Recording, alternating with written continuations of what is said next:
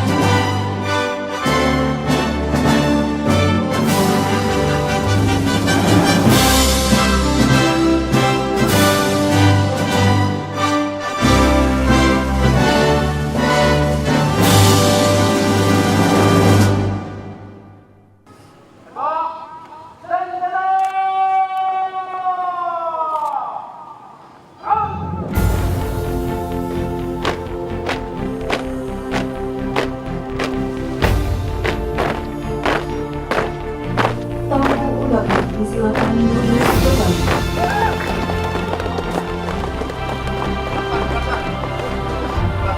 Baik dari sekarang. Karena luar biasa.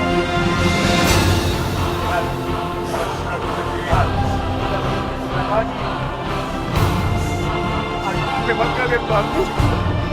Bisa kalian rencanakan. Kerja.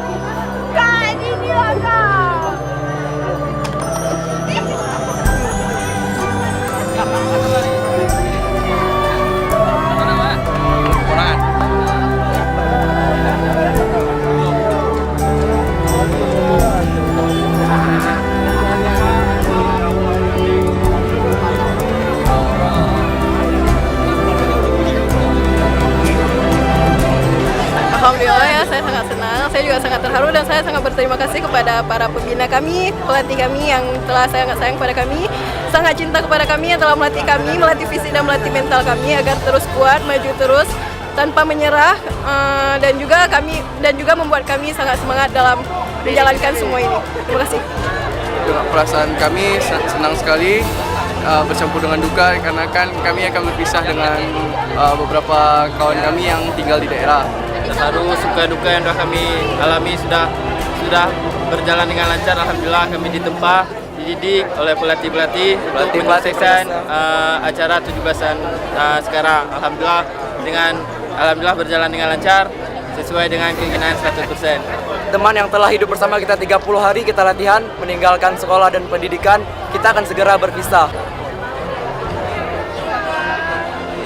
Alhamdulillah, suatu kebanggaan tersendiri buat kami sekeluarga, di mana putra kami bisa mewujudkan menjadi salah satu menjadi salah satu paskibraka, di mana beliau, anak saya ini, mengikuti jejak ibunya sebagai Purna Paskibraka tahun 97,